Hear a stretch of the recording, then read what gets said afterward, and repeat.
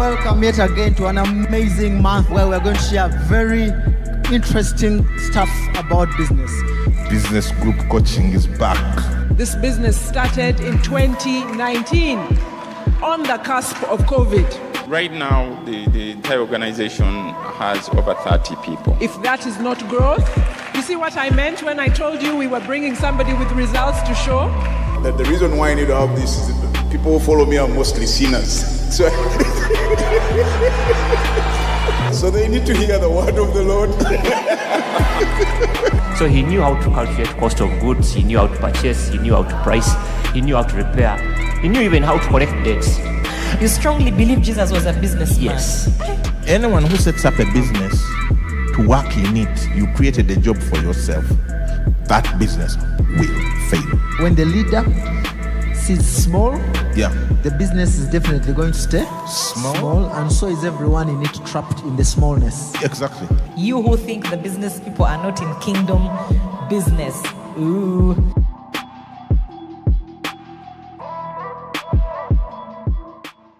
Welcome to Business Garage. Today you are very, very special guest. This time, if you're tuning in for the very first time, Business Garage is brought to you by Worship Harvest Ministries. And at Worship Harvest, we're a movement of the gospel, discipleship, and mission. And we exist for the purpose of catalyzing spiritual, social, and economic renewal in our immediate communities and, as a result, the world. And at Worship Harvest, we plant a life-giving, disciple-making, community-renewing churches. And we it is Garage Time, and I am your host this morning, Sharon Tumusime, and we're coming to you live from Worship Harvest Ministries, the studio, where today we have an excellent interview. Actually, it's not an interview. It's a conversation about something that we've been discussing. We've been taught.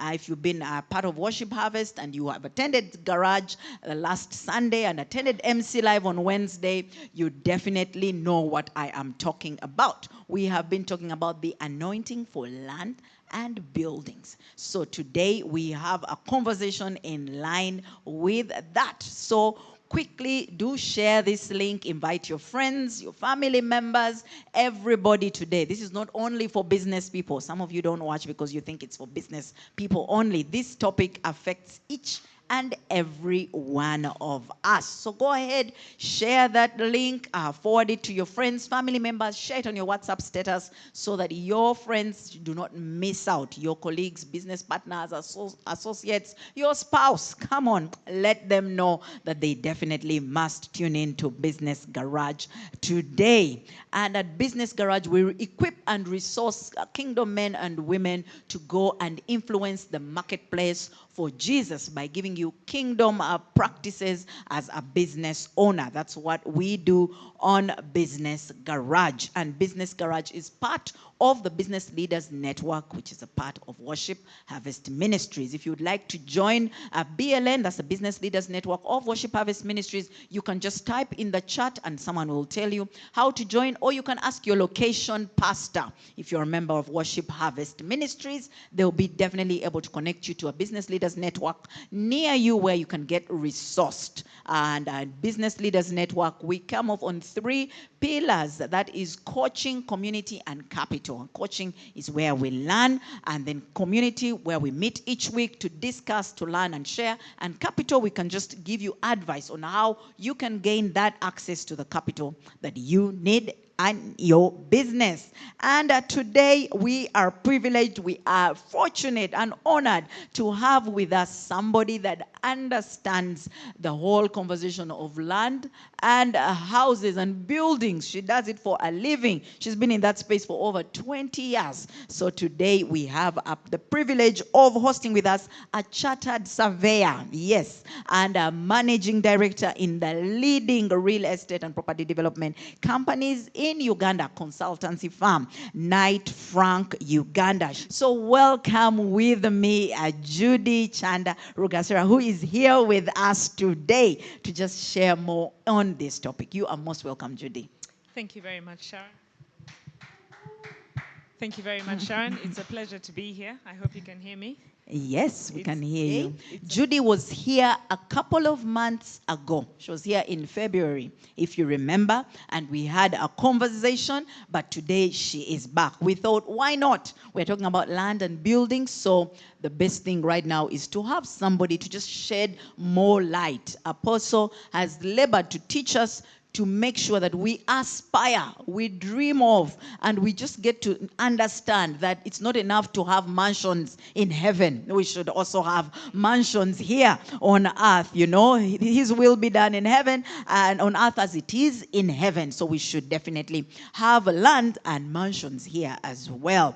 And he has also mentioned and taught us that Abraham, on the promise for Abraham, was descendants as well as land. So making disciples, but also land. And he asked a very special question: where will your disciples live? So today we are here to have that conversation with you, Judy. And we want to just get right into it, starting with the myths around, land ownership in Uganda as well as building. We want to start with that because I'm sure even as he was teaching, some of those myths were coming up in people's heads at that moment. So quickly into it, I would like to first start with the first myth, one of those that we always hear about. You need a lot of money to invest in real estate.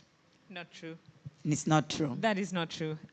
You can start or enter the land investment market with as little money as 5 million shillings.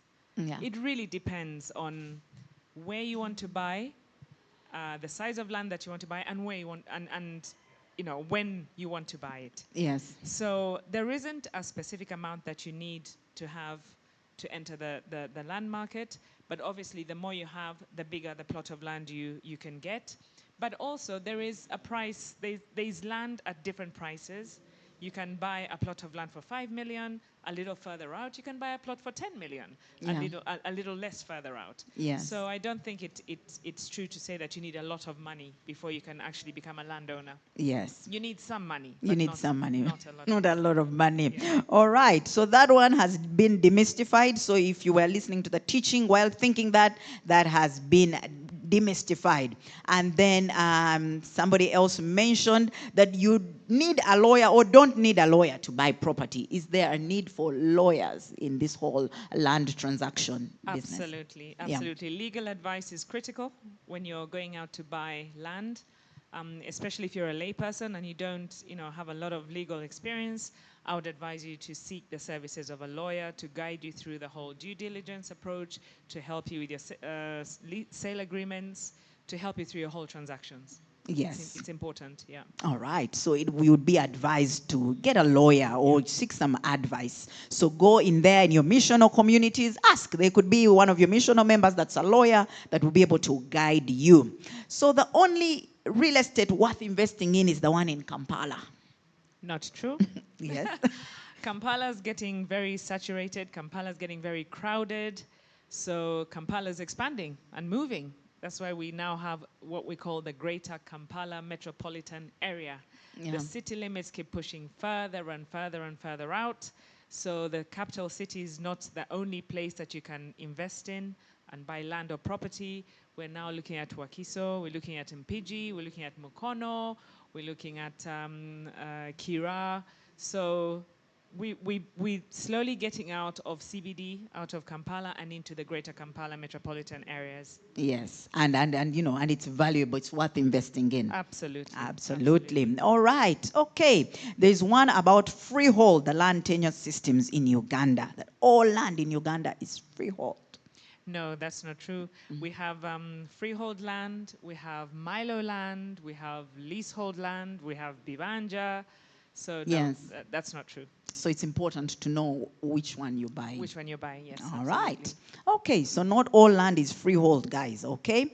That one has been demystified as well. And there's another myth here that real estate agents are too expensive. So please avoid them. Yeah, just find out from your relatives, leave those guys alone. Not necessarily. Yeah.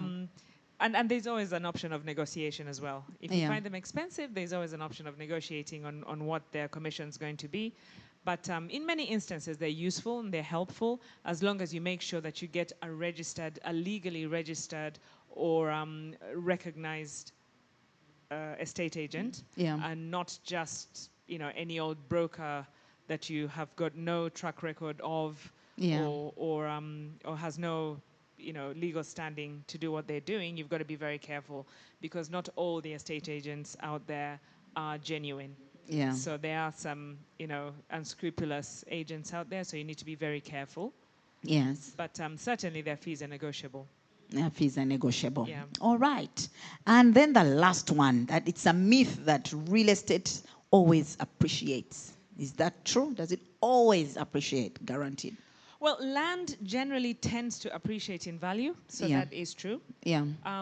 Property, not so much, because it's very much dependent on the market factors of supply, demand, and how the market is doing generally. Yeah. So with regards to property, it tends to perform in line with the economy.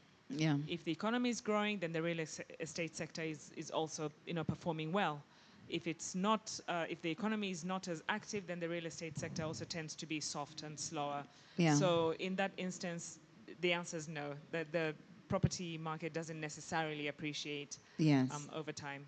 Yes. Yeah. Yeah. All right. So yes, guys, you can still go ahead and invest in that land. For those of you that thought that it doesn't, that this is not a good season, what I'm hearing, it's always a good season to buy some land. Oh yes, definitely. Yes, it's always a good thing to go ahead and buy that land. So those are some of the myths that we found out there as we're preparing to come here to have this conversation with you. I don't know if you can think about any other, but I think those are the most common that we have had all over the place about that. Unless you can think of any other, Judy, you could always share with us. All right. I remember the last time you were here, you sort of talked about this matter, but if you could take the viewers through, what are some of the essential steps, the basic steps that someone would go through when they are acquiring land? So it's always very important to do their due diligence, first of all. You need to know where exactly the land that is being sold is. So it is important that you actually go and visit the land that you're going to buy. Yeah. You'll be very surprised how many people buy land from their desks. Someone brings a title, some photos, and introduces the land to them, and they take an interest. So please get out They're of so your trusting. seat. Absolutely. Yeah, even if it's my MC member. Yeah, absolutely. Get out of your seat. Take that trip. Go and see where the land actually is. Yeah. And then whilst you're there, you need to do your due diligence. Ask the local LCs, some questions. Who owns it? Take your land surveyor with you. Okay. Do some boundary verifications to make sure that what the area that is being, talked over, that you're being sold, corresponds with what is on the land title. Yeah. Because in many instances you find that the area on the ground doesn't correspond with what's on the title. So please get the services of a land surveyor. Let them come out there and help you to verify the boundaries of what it is you're buying. One, to let you know if the size of land that you're buying is The right actually one, the what right they one that is claim. on the title. Yeah. And number two, that the property that you've been shown is where it is. Oh. Okay, you've heard of people buying air, right?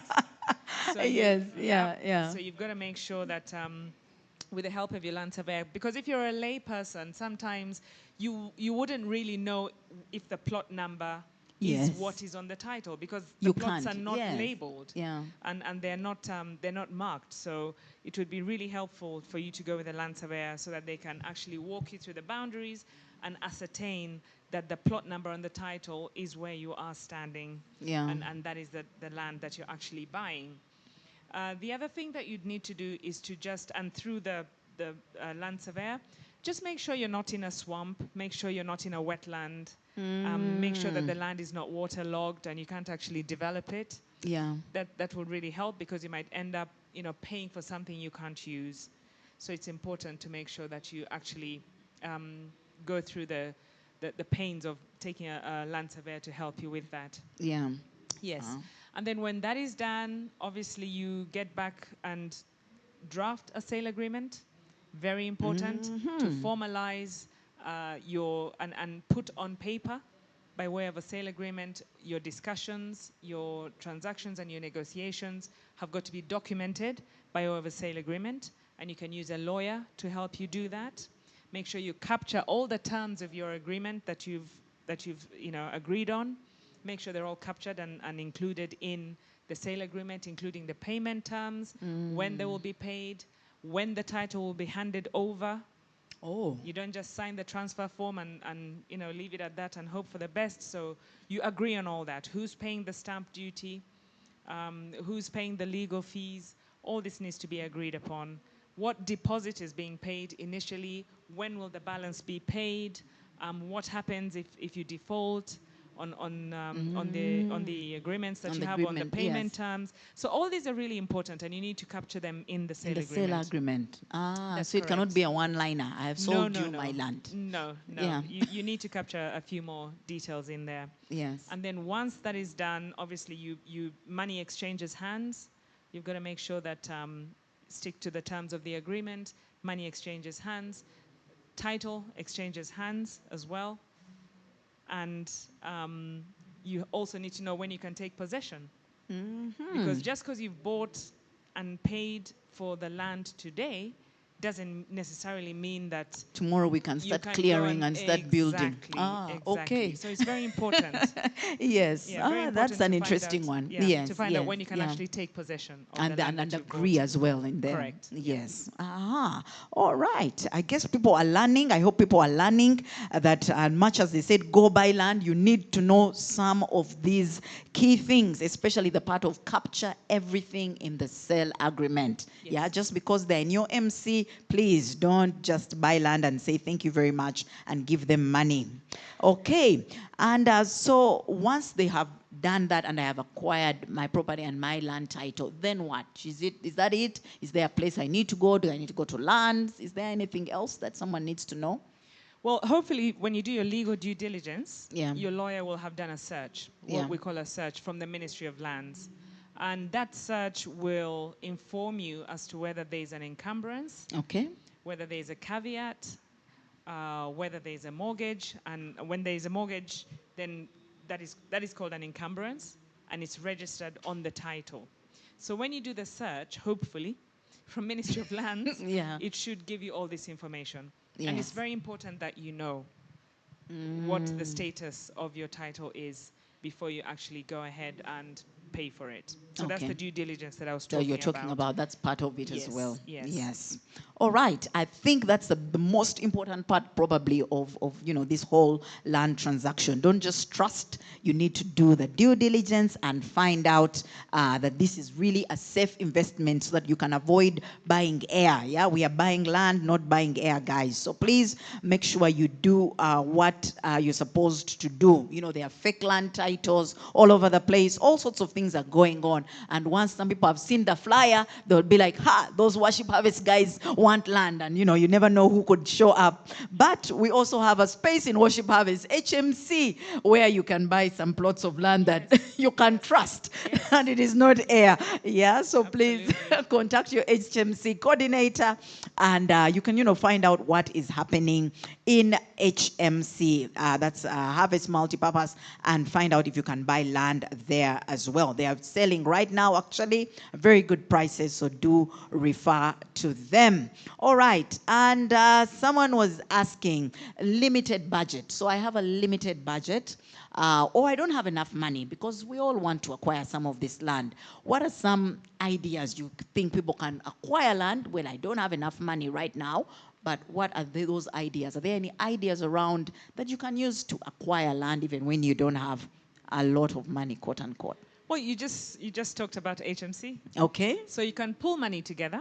Yeah. Get a group of friends, family, workmates, and pull money together. Investment clubs are doing this. SACCOs are doing this. Yeah. Cooperatives are doing this. So even HMC. That's a good way of buying and owning land. So you don't always have to go it alone. You can pull money together, and as a group you acquire some land and split it up or own it jointly with your friends or with whoever you want to buy the land with. All right. Is there a limit to how many of us can own a plot of land or whatever? Is there a limit? Well, not really, because hopefully, the more of you there are, the more money you have there for the bigger the Yes. amount of land you can buy. Yeah. So the numbers have to be manageable, obviously, because sometimes it's very difficult to make decisions when there's 100 people on one plot of land. Yes. But and then also it becomes, how big are the units that you're going to divide amongst yourselves? So it needs to be realistic Yes. at the end of the day. But certainly, pooling money together is a good way of entering the land market. Yes. Yeah. All right. But then the same processes, I'm sure, apply. Make sure you know who you're buying with. Is it the same? If we're buying many, what should we consider? If we're, 10 of us and we're an MC and we want to buy land, what's some of the things we... Yeah, the basics that I've spoken about are important and need to be taken into consideration. But there's also a few others. Obviously, when there's more than one of you, Yeah. then it's a group. Yes. And the legal structure of that group is important. Okay. Are you buying as a partnership? Are you buying as a corporation? Are you buying as a limited liability company? So the legal structure of how you're acquiring the land is important, because it will have an impact on the tax status of the ownership. So you need to be very, very careful and agree on how it is you're going to own the land and what the legal structure of the ownership is. Yes. You also need to think about the financing at the end of the day. How are you going to finance the land that you're buying? Yes. Are you getting a mortgage? Who's going to pay what amounts? Yes. How are you going to split up the amounts? Yeah.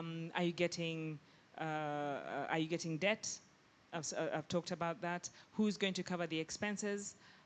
And how are the profits going to be distributed? Yes. So when you're doing the investment, it's not just about putting the money. You need to think about the long term as well. Yeah.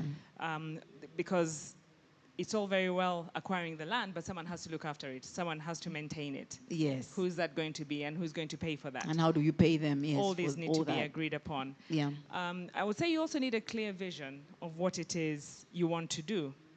Because, if 10 or 20 of you have bought into the land, are you aligned in your vision of what you want to do with that land? Somebody might want to grow maize, somebody else might want to build apartments, somebody else might want to build a playground. Yeah, another one just wants to sell after a few years. Exactly. So Yes. there needs to be some alignment, really. some alignment Yeah. as to what exactly you want to do with the land that you're buying. And then again, the exit strategy also. Yes. This needs to be discussed from the outset. Yes. I might want to buy in now, but 5 years later I might decide that actually I would like to sell and I would like to exit. How do you go about that? Yeah. What are the rules governing exit? Must you sell to the people in the group, or are outsiders welcome to come and buy into the group as well, Yeah. into the investment? So these are all things that are very critical and key and need to be thought about as you go out there to purchase land as a group. Yes. Yeah. So once again, you can't really avoid the professionals. So I see, there's a lawyer that's needed somewhere in there, Absolutely. to have that conversation with them and they guide you on some of the things we Yeah. might not have thought about, because we can all be excited and then, we just buy land and after 2 years, one of us is like, I'm out of here. Okay. So I think you've already mentioned some of the pitfalls that buyers encounter and that they can avoid. I don't know if there's any that we have missed out that you might have remembered even as we talked. Is there something you feel like we've missed out in, what are the pitfalls in buying land in Uganda? Maybe just making sure that you've got, I can't emphasize the due diligence process enough. Yes. Just making sure that you've done your searches at the Ministry of Lands to ascertain ownership. And the other one is that I didn't talk about is disputed land. Okay. Not usually, but sometimes you might find that there are disputes on the land that you're not aware of. And one party, the party that's selling, has not let you know that, there is a dispute on this land. Yes. And you pay for it, and you end up finding yourself in trouble. Yeah. Because now you've paid the money already, you probably paid to the wrong person, without knowing that there's a dispute, there's a caveat on the land, or you can't now go ahead and own and develop it until you resolve that, so you have to end up paying again. Yes. So you've got to be very careful with disputed land. And this is where the due diligence comes in again. Ask as much as you possibly can. Talk to the neighbors, talk to the LCs, get your lawyers to do, whatever they can to make sure that they have ascertained the true ownership of that land. All right. Does that also fall in the same category as where there's squatters on the land? Is that same? Well, when the squatters are, you will see a squatter when they're there. Yeah. If you go to buy a piece of land and you find structures on the land, then you need to inquire. Are you buying the structures as well? Yes. Who do they belong to? Yeah. So you'd see a squatter because they're usually on the land, or if they've cultivated the land, you would ask questions. When are they going to harvest? And this is part of when you're taking possession. Remember, I talked about when are you taking possession? Yeah, they say maybe after the harvest, once we're done here. Exactly. Yes. Now, those are things that raise questions, because if they tell you can't, possess immediately because somebody needs to come and harvest and take it away, then you ask questions. More questions. Yeah. So those are some of the things. That's why it's important to go to the place. Yes, That's the only way you would see some of these things. Otherwise, you might never know that there was maize in the corner, from a picture. They will take it strategically to avoid things like those. That's a good one to raise, disputed land. Sometimes you bought land and, there's one person in the family that sold, yet there are 4 other siblings that were not for it. And you lose money, spend your time in court now trying to get your money back. All right. Someone had an interesting question. What are the signs that a particular area or region is good for investment, whether land or housing? How would you know that this one is a good one? Yes. So usually you would see a growth in infrastructure development, the roads, they're building roads into that area, or they're being rehabilitated, or they're being expanded, or new roads are being created into that area. Another telltale sign is the demographics, the population growth. Yeah. If you see a growing population, and you can get these numbers from KCCA, they actually recently published the National Physical Development Plan, and they were for Wakiso and Greater Kampala metropolitan area, and they were breaking down the population growth in these areas, and the trends and the demographics of the different divisions. So where you see increasing population, it should tell you that there's going to be demand for more housing. Yes. Because these people need to live somewhere, they need to stay somewhere. Where you see a young demographic as well, a younger population, working population, means that they, hopefully they'll have a disposable income, and they will be demanding amenities, housing, goods and services, and housing as well. So that's another telltale sign. Economic growth, when you see an area that's vibrant, if you go to places like Mukono right now, or Matuga, Nansana, all the commuter towns that you're seeing, there's a lot of economic activity that's happening there. So that's a good sign. It's telling you that there's future growth in those areas. And these are areas that you should be looking to purchase land and or property in. Yes. Yeah. All right. I think you guys have heard how to spot the good places that you can go ahead and invest in. The last time you were here, you told us about, you mentioned that, when you're buying land, you need to consider, your risk appetite. You need to remember that it's not a fast-moving consumer good and things like those. I want you to just talk a little bit about that. For that person who missed that show, that you can talk about it. The considerations when buying land, So you need as an investment, that it's not something you're going to sell off tomorrow and things like those. Yes. So you need to consider what your risk appetite is. As you said, you have very good memory, good student. What is your risk appetite? Are you averse to risk, or are you somebody who, doesn't mind a bit of risk? So you need to ask yourself this question before you're going to investing in either land and or property. Yeah. And then you have got to ask yourself, how much money do I actually have to spend? What's my disposable income? And am I going to spend all my savings, or am I going to spend some of what I have? So it's also very important to determine your financial strength, your financial capability and capacity to actually go and make that investment. And then your investment horizon as well. do you want to invest for the long term? Do you want to invest for the short term? Because if you want to invest for the short term, then, property, real estate is not, as you said, an FMCG. So it's not something that you can buy today, flip tomorrow, and expect to make supernormal profits. Sometimes you can in very, fast-moving markets. But in markets such as ours, and in many instances, really, that is not the intention of investing in real estate. Okay. So it is a long-term investment. It's an investment that needs time for you to recover your money and time for money to make money. So you need to consider all these things when you're going into real estate investment. You need to give it time. You need to consider your ability to pay, your financial strength to pay for the land, and you need to consider if you're risk averse or not.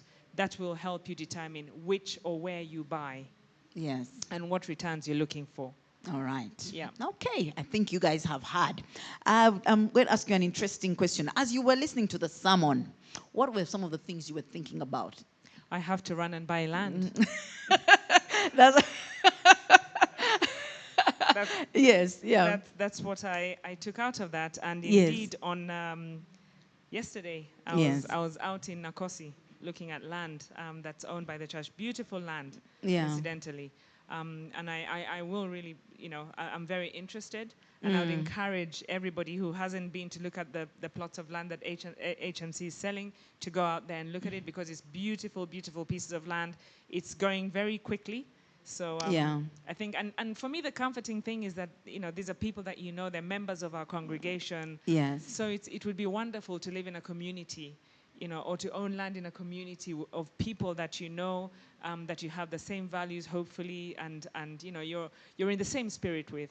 Yes. So that's what I was thinking. So at that time, so immediately I went out and had a look, and I will be making my own investments as well. You'll be making your own investments. I think, guys, you've had, even me, I'll be making my own investments. Yes, she's told you, and really good reasons, but also the land is legit, really. It's you don't have to worry about, disputed land and squatters on the land that HMC is selling off. So please do go. And if Judy is thinking about buying some land, you should also be thinking about buying land. I mean, like they always say, they're not making any more land.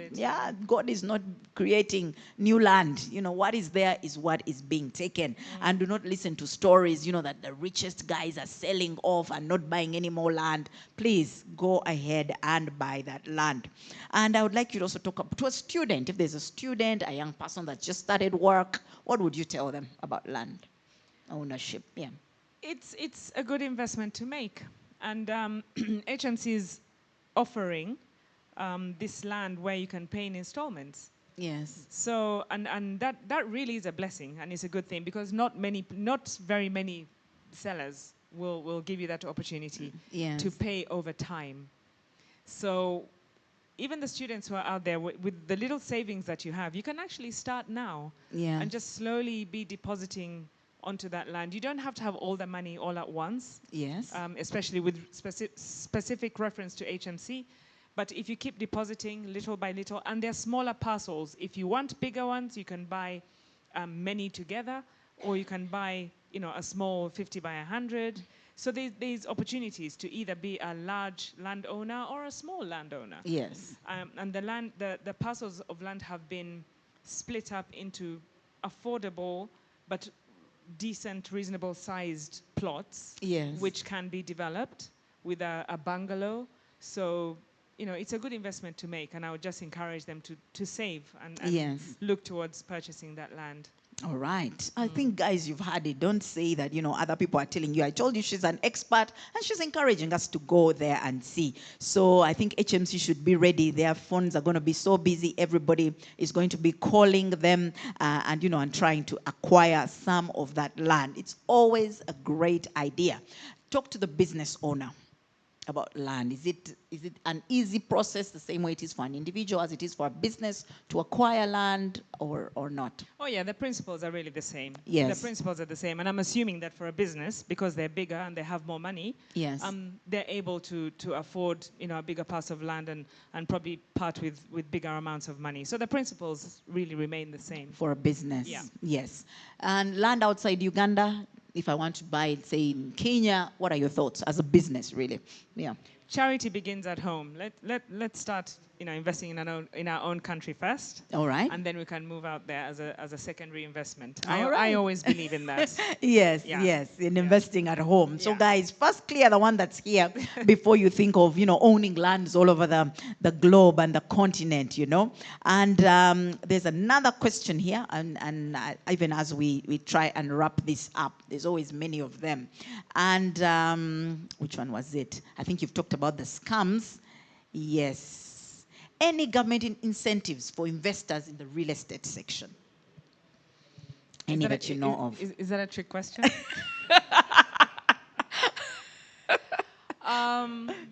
Yes, the roads. They're building roads for us into these suburbs. All right.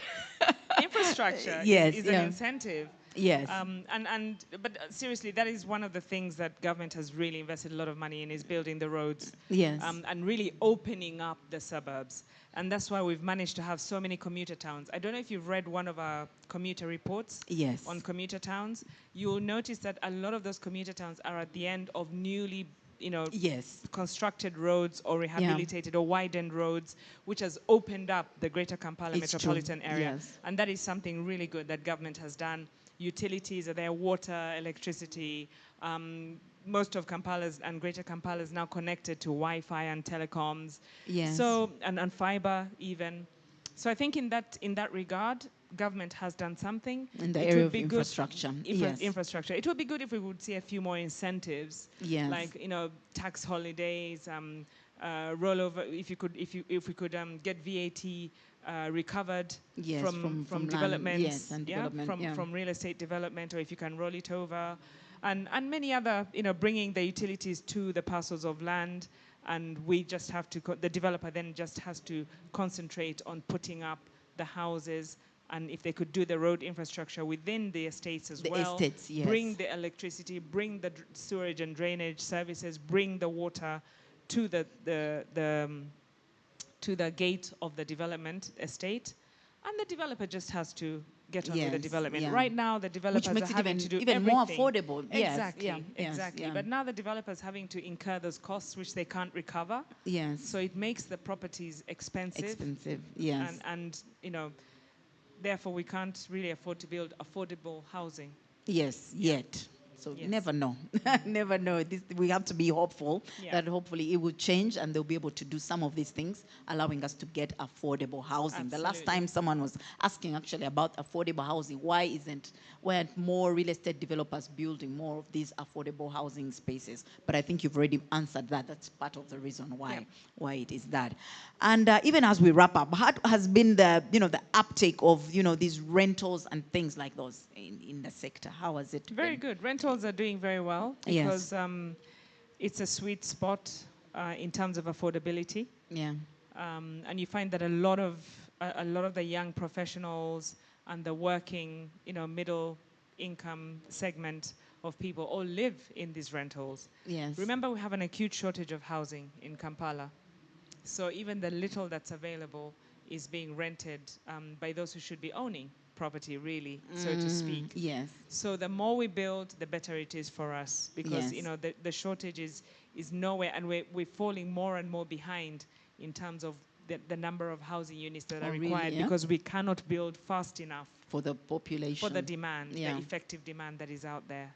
So Right. rentals are doing very well, very, All right. very well. Yes. So I hear some advice in there. If you can, build some rentals as well. 100%, Yes, go ahead yeah. and build some of these because the demand actually Is there, exists. yeah. Yes, because there was also a myth that, rentals are not a thing to invest in right now, the return on investment and all that. But I guess you just demystified that as well. The demand exists, so Yes, do the go demand, ahead and the demand is there, and actually the return Yeah. is good. I don't buy that narrative.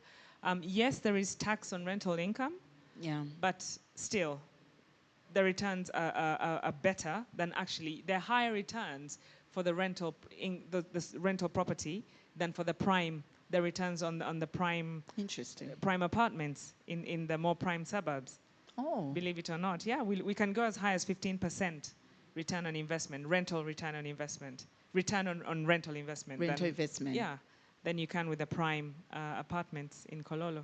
Thank you for saying that. Yeah. I was in a space where that was the debate, and people are like, "No, rentals not the place to go right now." But Yeah, I and guess you that's just, even the yes. demand for them. If you drive around some of these prime suburbs, you'll notice that a lot of them are vacant. A vacant, yes. Yes. Yeah. Whereas with a rental, there's usually a queue waiting to move in. As soon as somebody moves out, there's someone waiting to move in. To move in, Because within that segment, the effective demand is extremely high, and we can't afford to build quick enough to satisfy that demand. Interesting. Yeah. Yes. All right, guys, you had it here. Judy, I don't know if you have any closing remarks, even as we wrap up the conversation on land and houses and building houses, following what we've been learning at Garage, which was the anointing is available for you to build as well as to buy land. And we are in a church that is really passionate about this, and they're practicing exactly what we're being told. I think right now Worship Harvest has so many pieces of land, lots of building, and so it only makes sense that if you're a member of Worship Harvest, you're definitely part of that anointing and you can actually partake of it. So please listen to the instruction. Go ahead, buy land. We've just talked now. We've mentioned HMC. We've mentioned pooling resources with your friends, with your family members. And we have said that there's that land that's available at whatever price you have. It exists in this country. So go ahead and get that land. I don't know if Judy has any closing remarks, even as we wrap it up. No, just to really emphasize, Sharon, what you said, I think it's the thought of just, and I want everybody to just imagine living in a community where, you're with people who you share the same values, you share the same, principles and Christian beliefs, and you're sort of following the same teachings. It's a safe community. Yes. It's a good community. And when I went to have a look at the land in Nakosi, and I'll be going to look at Bujuko as well and all the others, Yes. I just stood there and I thought that it would be wonderful to even start, have a church there, for example, Yes. and create a community of its own. Wow, yeah. Out there, whereby, we have Worship Harvest Nakosi, for example, with a church, and the congregation is already there. Yes. And our children are safe in Yeah. that environment. Hopefully all living the same values as well. Yes. So I would really encourage as many of us as we can to build these communities and support our church. Yes. And buy land in these spaces, yes. places. Yes. Yes, Yeah. and if you're looking to influence as well, it's an opportunity for you 100%. to, influence for Jesus in that space Yes, when you absolutely. live there. Yeah. If you've Yeah. been wondering where to go, it's an opportunity for you to now minister to the people that are in that space and influence and extend the kingdom of God and bring the good news to those communities. Yes. Yes. So brilliant. Thank you very much, Judy. It's always a pleasure having you. Thank you so much for sharing. Thank I'm you. sure now we are even more confident to go out and buy. We've been equipped with the knowledge, what we need to watch out for, what we need to do. Please, due diligence. Do not think the professionals are too expensive, because that might cost you just trying to save that money. Refer to the professionals. I don't know if Knight Frank is able to advise individuals at this level, but I'm sure you can go there and ask them, consult. There's someone who can give you an answer or two in line with that. So from all of us here at Business Garage, thank you very much for tuning in. I'm sure that we have enjoyed. Go ahead, share the link. This broadcast will remain on YouTube, on Worship Harvest, so that you can watch as well as share this knowledge and information to somebody that's out there. And we've been talking about Abraham buying land as a church. We're talking about God, Jesus, and his love and his desire for you to have land as well. Not only in heaven where he's setting up a mansion for you, but even here on earth. But it all starts with a relationship with him. Yes, you cannot do all these things outside of relationship with him. So I'd like to give you an opportunity to make the most important decision of your life, even more than buying land, which is to give your life to Christ, so that your life can have more meaning, because the Creator is the one who knows what he created you to do, so that you can have a purposeful and fulfilling life. So if you'd like to give your life to Christ today, we have an opportunity right now. You can say this prayer with me and you will immediately be born again. So you can close your eyes, bow your head, and repeat after me. Say, "Dear Lord, Thank you for my life. Thank you that you love me. Thank you that you gave everything for me so that I could have life. I ask you today to come into my life. Be my Lord and Savior. Forgive me for all my sin and take my life and do something amazing with it. I receive your love. I receive your salvation. In your name, amen. And if you just said that prayer, you are born again and would like to know that you did. So just let us know that I gave my life to Christ today. You can let us know on this number, +256 775 642 449. +256 775 642 449. There's a pastor at the end of that line that is ready to celebrate with you, to welcome you to the loving church family and to the family of God above all, and to help you make sense of the prayer that you just made. So thank you all of you for tuning in to Business Garage today. I hope you enjoyed and found it insightful, informative, and life-changing as well. And until next time, from all of us here at Worship Harvest Studios Business Garage, we love you, we're rooting for you, and above all, God loves you. You've already been blessed, so go out and be a blessing. Until next time, bye-bye.